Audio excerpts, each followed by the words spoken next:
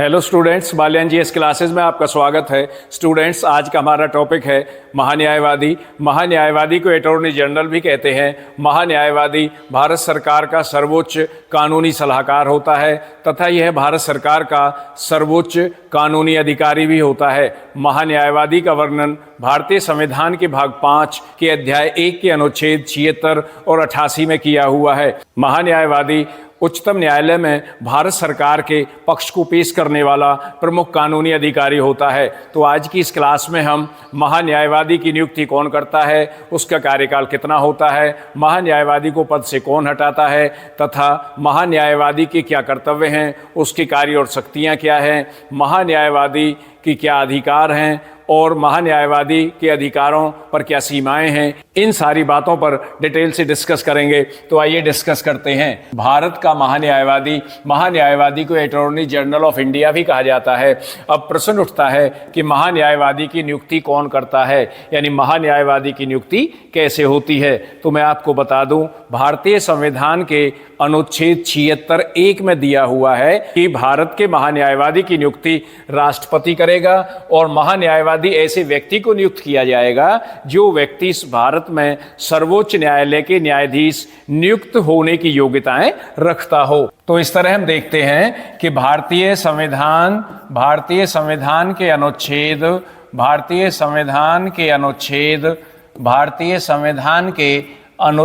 76(1) में महान्यायवादी की नियुक्ति और उसकी योग्यताओं का उल्लेख किया गया है। यानी महान्यायवादी की नियुक्ति कौन करेगा? तो महान्यायवादी की नियुक्ति राष्ट्रपति के द्वारा की जाती है। किसके द्वारा की जाती है? राष्ट्रपति के द्वारा की जाती है। भारत का राष्ट्रपति महान्यायवादी की नियुक्ति करता है। इसके बाद है योग्यताएं। महान्यायवादी की योग्यताएं क्या हैं? तो भारत के महान्यायवादी की योग्यताएं वे योग्यताएं हैं या महान्यायवादी के लिए वे योग्यताएं संविधान में रखी हुई हैं जिन योग्यताओं को भारत के सर्वोच्च न्यायालय का न्यायाधीश नियुक्त होने के लिए व्यक्ति पूरी करता है। इसका तात्पर्य है कि जो व्यक्ति भारत के सर्वोच्च न्यायालय का न्यायाधीश नियुक्त होने के लिए योग्यताएं रखता है, वही योग्यताएं भारत के महान्यायवादी की होनी चाहिए। तो क्या योग्यताएं हैं? नंबर 1, भारत का नागरिक। वह व्यक्ति भारत का नागरिक होना चाहिए। कहाँ का नागरिक होना चाहिए? भारत का नागरिक होना चाहिए। नंबर 2, 5 वर्ष तक व्यक्ति 5 वर्ष तक किसी भी उच्च न्यायालय में न्यायाधीश के पद पर रह चुका हो। किसके पद पर? न्यायाधीश।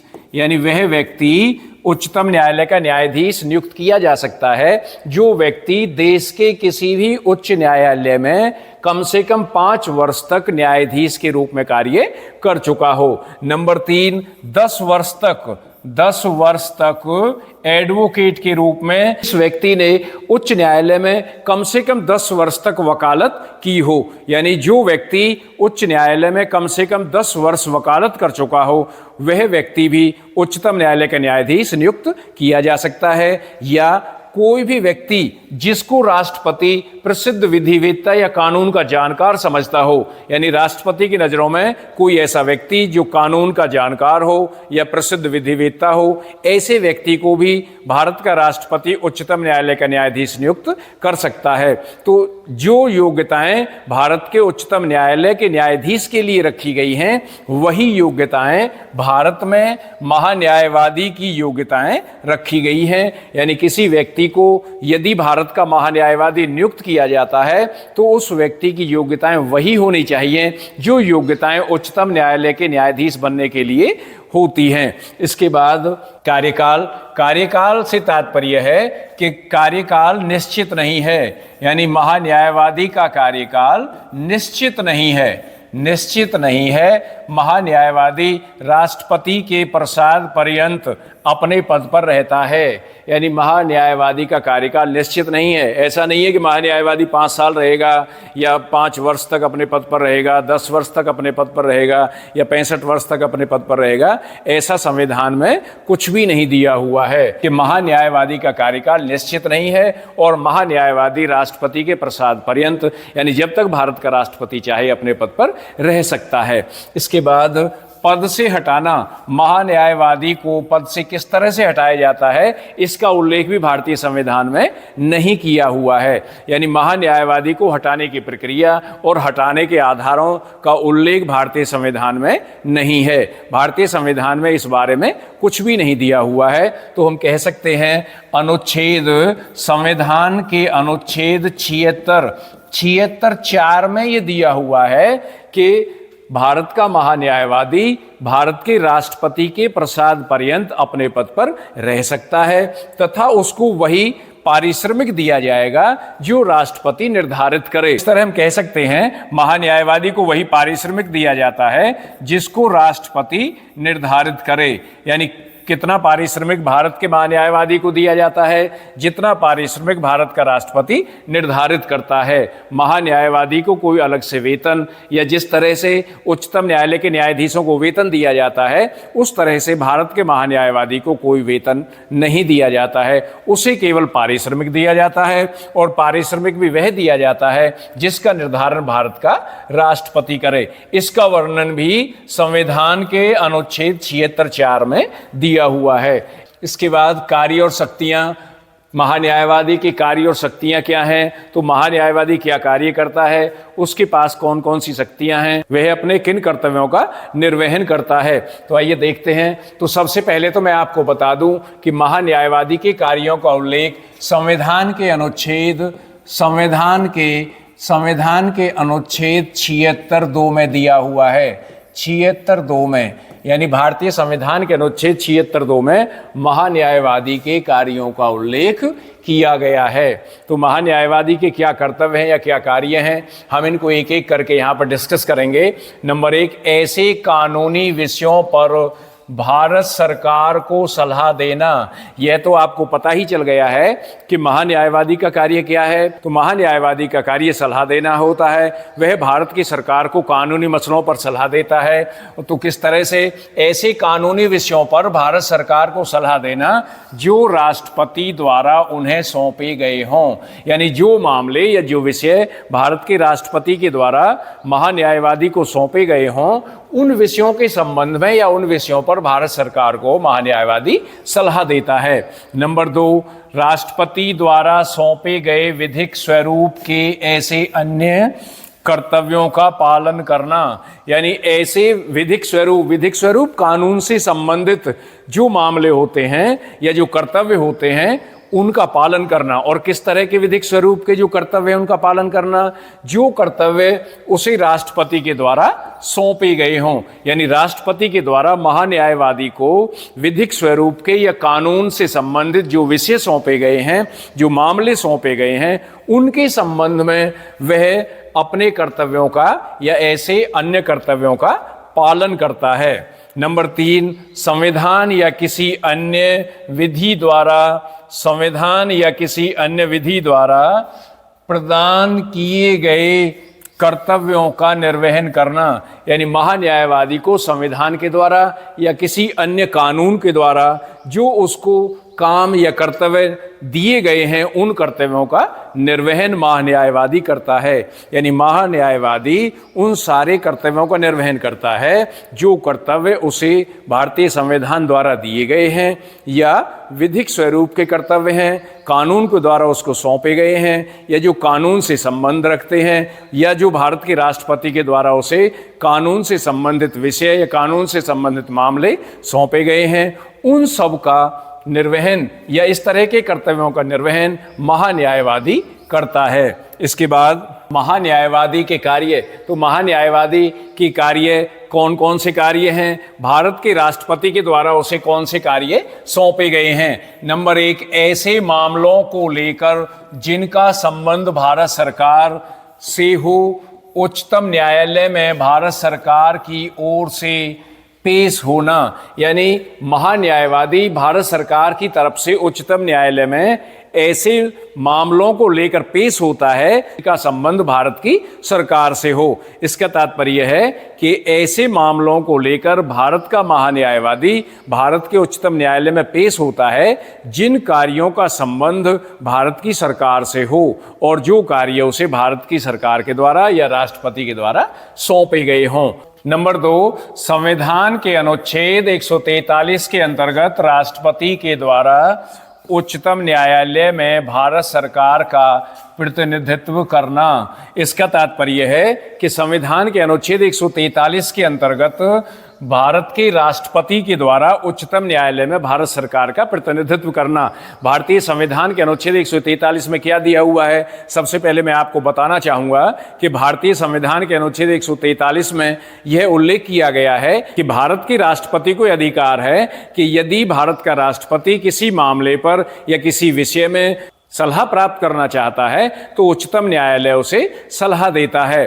तो इसका तात्पर्य यहां पर यह हो गया कि भारतीय संविधान के अनुच्छेद 143 के अंतर्गत राष्ट्रपति यदि उच्चतम न्यायालय से कोई सलाह मांगता है तो भारत सरकार का प्रतिनिधित्व एक कानून के जानकार के रूप में या कानूनी प्रतिनिधि के रूप में भारत का महान्यायवादी उच्चतम न्यायालय में भारत सरकार का प्रतिनिधित्व करता है। नंबर तीन, सरकार से संबंधित किसी मामले में उच्चतम न्यायालय में सुनवाई का अधिकार, यानी सरकार से संबंधित कोई मामला है, यानी कोई ऐसा विषय है, कोई ऐसा मामला है जो भारत सरकार से संबंध रखता है, तो उस मामले में उच्चतम न्यायालय में सुनवाई का अधिकार है। तो इस विषय में भारत के महान्यायवादी को भारत के किसी भी उच्च न्यायालय में जाकर भारत सरकार का पक्ष रखना होता है। इसके बाद महान्यायवादी के अधिकार, यानी महान्यायवादी के कौन कौन से अधिकार हैं? तो नंबर एक, भारत के किसी भी क्षेत्र में किसी भी अदालत में उसे सुनवाई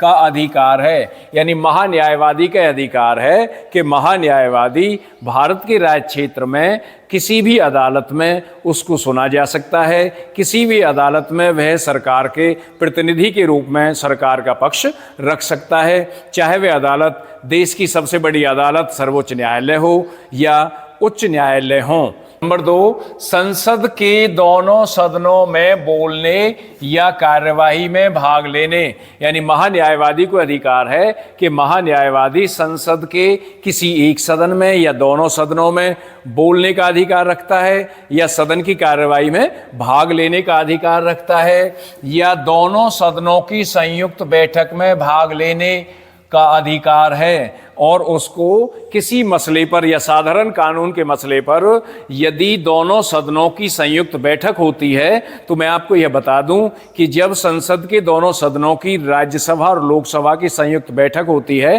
तो उस बैठक की अध्यक्षता लोकसभा का अध्यक्ष करता है। तो भारत के महान्यायवादी को यह अधिकार है कि वह दोनों सदनों की संयुक्त बैठक में भाग लेने का अधिकारी है। उसे यह अधिकार है कि वह दोनों सदनों की संयुक्त बैठक में भाग ले, परंतु उसे वहां मत देने का अधिकार नहीं है। वह कार्यवाही में भाग ले सकता है, अपने विचार रख सकता है, परंतु वह वहां पर मत नहीं दे सकता। क्या नहीं कर सकता? मत नहीं दे सकता, अपनी वोट नहीं दे सकता। नंबर 3, उसे संसद की किसी भी समिति की कार्यवाही में बोलने और भाग लेने का अधिकार है जिसका उसे सदस्य नामित किया गया है। यानी यदि महान्यायवादी को संसद की किसी समिति में सदस्य नामित किया जाएगा या नामित किया हुआ है तो महान्यायवादी को संसद की उस समिति में बोलने का अधिकार है, उस समिति की कार्यवाही में भाग लेने का अधिकार है, परंतु वह उस समिति में मतदान नहीं कर सकता, उसे उस समिति में वोट देने का अधिकार नहीं है। यदि कोई इस तरह की स्थिति पैदा हो जाती है कि समिति में मतदान कराना अनिवार्य होता है तो वह मतदान नहीं कर सकता, उसे वोट देने का अधिकार नहीं है। इसी तरह से संसद के सदनों में भी महान्यायवादी अपने विचार रख सकता है, बोल सकता है, कार्यवाही में भाग ले सकता है, परंतु यदि संसद के किसी भी सदन में या संसद के दोनों सदनों की संयुक्त बैठक में मतदान होता है तो महान्यायवादी मत नहीं दे सकता, मतदान नहीं कर सकता, उसे वहां पर वोट का अधिकार नहीं है। इसके बाद नेक्स्ट नंबर 4 पर संसद सदस्य, नंबर 4 संसद सदस्य के समान उन्हें भी उन्मुक्तियां और विशेष अधिकारों से संबंधित सभी शक्तियां प्राप्त हैं। यानी एक संसद के सदस्य को जो उन्मुक्तियां और जो विशेष अधिकार प्राप्त होते हैं, भारत के महान्यायवादी को भी संसद के सदस्य के समान या संसद के सदस्य की तरह ही उन्मुक्तियां और कुछ विशेष अधिकार प्राप्त होते हैं, या उन्मुक्तियों से संबंधित और विशेष अधिकारों से संबंधित शक्तियां उन्हें प्राप्त होती हैं। इसके बाद सीमाएं, महान्यायवादी के अधिकारों पर कौन कौन सी सीमाएं हैं, यानी महान्यायवादी को जो अधिकार दिए हुए हैं उसके अधिकारों पर कुछ प्रतिबंध लगे हुए हैं, उसके अधिकारों पर कुछ पाबंदियां हैं, उन्हें ही महान्यायवादी के अधिकारों की सीमाएं कहा जाता है। तो आइए देखते हैं कौन कौन सी सीमाएं महान्यायवादी के अधिकारों पर हैं। नंबर 1, वह भारत सरकार के विरुद्ध कोई सलाह या विश्लेषण नहीं कर सकता। महान्यायवादी भारत सरकार के विरुद्ध, क्योंकि वे भारत सरकार का ही कानूनी सलाहकार होता है, तो इसलिए महान्यायवादी भारत सरकार के विरुद्ध कोई सलाह नहीं दे सकता और किसी भी सलाह पर किसी प्रकार का विश्लेषण नहीं कर सकता। ये महान्यायवादी के विशेष अधिकारों पर या कार्यों पर सीमाएं लगी हुई हैं। नंबर 2, जिस मामले में उसे भारत सरकार की ओर से पेश होना है उस पर वह कोई टिप्पणी नहीं कर सकता। यानी महान्यायवादी को यह अधिकार नहीं है कि जिस मामले के संबंध में वह भारत सरकार की तरफ से न्यायालय में पेश होता है तो वह उस विषय के संबंध में किसी भी प्रकार से टिप्पणी नहीं कर सकता। तो इसे मैं आपको पुनः बता दूं कि जिस मामले में उसे भारत सरकार की ओर से पेश होना है उस पर वह कोई टिप्पणी नहीं कर सकता। नंबर 3, बिना भारत सरकार की अनुमति से वह किसी आपराधिक मामले में किसी व्यक्ति का बचाव नहीं कर सकता। यानी भारत सरकार की अनुमति के बिना, भारत सरकार की परमिशन के बिना वह किसी भी आपराधिक मामले में किसी भी व्यक्ति का किसी प्रकार का कोई बचाव नहीं कर सकता है। कब कर सकता है? चाहे बेशक आपराधिक मामला हो, किसी व्यक्ति का बचाव कर सकता है। कब? जब भारत सरकार ने उसे इस तरह की अनुमति प्रदान कर दी हो। बिना अनुमति के वह ऐसा नहीं कर सकता है। नंबर 4, भारत सरकार की अनुमति के बिना वह किसी परिषद या कंपनी के निर्देशक का पद ग्रहण नहीं कर सकता। यानी भारत का महान्यायवादी बिना भारत की सरकार के किसी भी समिति या किसी भी कंपनी के निदेशक का पद ग्रहण नहीं कर सकता। यदि वह किसी भी समिति या किसी भी कंपनी के निदेशक के पद पर आसीन होना चाहता है तो जब तक भारत सरकार उसे अनुमति नहीं दे देती है तब तक वह कंपनी के निदेशक के पद पर आसीन नहीं हो सकता, कंपनी के निदेशक का पद ग्रहण नहीं कर सकता। नंबर 5, वह भारत सरकार के किसी मंत्रालय, विभाग या सार्वजनिक उपक्रम या किसी वैधानिक संगठन को अपनी सलाह नहीं दे सकता। कब तक नहीं दे सकता? यानी भारत सरकार का कोई मंत्रालय है, भारत सरकार का कोई विभाग है या कोई सार्वजनिक उपक्रम है या कोई वैधानिक संगठन है तो उसे अपनी सलाह नहीं दे सकता। कब तक नहीं दे सकता? जब तक कि विधि एवं न्याय मंत्रालय, विधि कानून और न्याय मंत्रालय यानी विधि और कानून मंत्रालय वैधानिक मामले विभाग के माध्यम से, किसके माध्यम से? वैधानिक मामले विभाग के माध्यम से इस आशय का कोई प्रस्ताव या संदर्भ उसे प्रेषित नहीं किया जाता है। यानी जब तक विधि और न्याय मंत्रालय या कोई वैधानिक मामले विभाग की तरफ से या उसके माध्यम से इस आशय का कोई प्रस्ताव प्रेषित नहीं किया जाता है तब तक वह किसी भी मंत्रालय, किसी विभाग या सार्वजनिक उपक्रम या किसी वैधानिक संगठन को अपनी सलाह नहीं दे सकता। वह इनको अपनी सलाह कब दे सकता है? जब विधि एवं न्याय मंत्रालय द्वारा वैधानिक मामले विभाग के माध्यम से इस के संबंध में या इस आशय का कोई प्रस्ताव या संदर्भ उसे प्रेषित कर दिया जाता है, उसके पास भेज दिया जाता है। एक प्रकार से हम कह सकते हैं कि उसे अनुमति दे दी जाती है तो ही वह किसी मंत्रालय को, किसी विभाग को या वैधानिक या सार्वजनिक उपक्रम को या किसी वैधानिक संगठन को अपनी राय या अपना सुझाव या अपनी सलाह दे सकता है। इसके बाद मैं आपको भारत के महान्यायवादी के संबंध में प्रमुख बातें और बताना चाहूँगा। जैसे भारत का पहला महान्यायवादी कौन था? यानी भारत का पहला महान्यायवादी, भारत का पहला महान्यायवादी कौन था? महान्यायवादी कौन था? तो भारत का पहला महान्यायवादी कौन था? भारत का पहला महान्यायवादी MC सीतलवाड़, MC सीतलवाड़ था। MC सीतलवाड़ का पूरा नाम मोतीलाल चिमनलाल, MC सीतलवाड़ का पूरा नाम मोतीलाल चिमनलाल सीतलवाड़ था। और यह कब नियुक्त हुआ? यह 28 जनवरी 1950 से लेकर 1 मार्च 1963 तक, यानी 1 मार्च 1963 तक अपने पद पर रहा। यानी भारत का पहला महान्यायवादी MC सीतलवाड़ था, जो 28 जनवरी 1950 से लेकर 1 मार्च 1963 तक अपने पद पर रहा। और वर्तमान समय में भारत का महान्यायवादी कौन है? तो वर्तमान समय में भारत का महान्यायवादी R वेंकटरमणी है। R वेंकटरमणी वर्तमान समय में भारत के महान्यायवादी हैं। और ये कब नियुक्त हुए थे? ये 1 अक्टूबर, R वेंकटरमणी 1 अक्टूबर 2022 को भारत के महान्यायवादी नियुक्त हुए। और वर्तमान समय में R वेंकटरमणी भारत के महान्यायवादी हैं। यानी कौन है? R वेंकटरमणी भारत के महान्यायवादी हैं। गिनती की दृष्टि से ये 16वें महान्यायवादी हैं, 16वें महान्यायवादी हैं। तो मैं आपको यह बताना चाहूँगा कि महान्यायवादी की सहायता के लिए सॉलिसिटर जनरल और एडिशनल या अतिरिक्त सॉलिसिटर जनरल का पद भी भारत में बनाया हुआ है।